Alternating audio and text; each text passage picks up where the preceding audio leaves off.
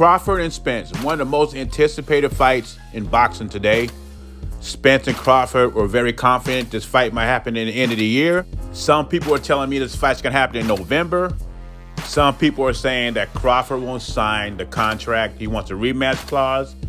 And boxing figureheads like Bob Arum and Rick Glazer are saying what's holding this fight back is money. And the PBC are scared to get guarantees on the money for these fighters because the piracy of pay-per-view. Now, there are always going to be people with black boxes and fire sticks that are going to steal the fight. But I think the number has gone up because of the price of the fights. Now, the Spence and Crawford is worth $80. But nobody wants to pay $80 to see Ugas fight Spence. Or pay for Andy Ruiz to fight Chris Arreola. Or Keith Thurman versus Mario Barrios. I just believe fights like that should not be on pay-per-view, and this is the reason why people steal them. I think some boxing fans are getting to the point that they're tired of paying for crap. I will not pay for a Ugas Spence fight. I wait for the highlights on YouTube. And Bob Arum and Rick Glazer both do not think this fight's going to happen. Well, Bob Arum doesn't think it's going to happen. Rick Glazer thinks it's going to happen next year. And if all this is true, this fight's not going to happen. I hope it does. I hope it does happen in November. But if it's true, the name I'm keeping hearing for Errol Spence's next opponent, if it's not Crawford, is Keith Thurman. And I know Errol Spence says he wants nothing to do with Keith Thurman, but people say a lot of things. And like I said before, Crawford and Spence should do anything in their power to make this fight happen.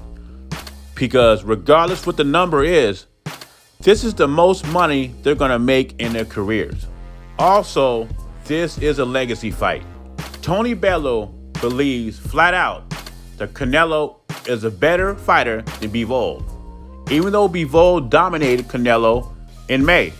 You know, Canelo said no excuses, but I couldn't train like I usually do.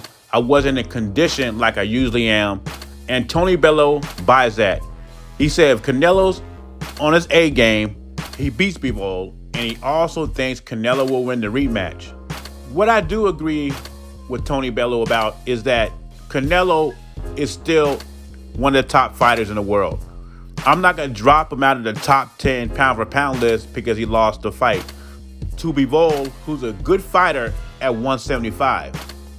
Now, I'm not going to say if Canelo won his A game, he beats Bivol. Bivol won that fight fair and square, no excuses. But I do believe in the rematch, will we see a better Canelo, regardless if he wins or not? I think he'll be a better, more focused, more head movement, a game plan. I consider Canelo a great fighter, and what do great fighters do after a loss? They make adjustments, and they come out looking better in the rematch.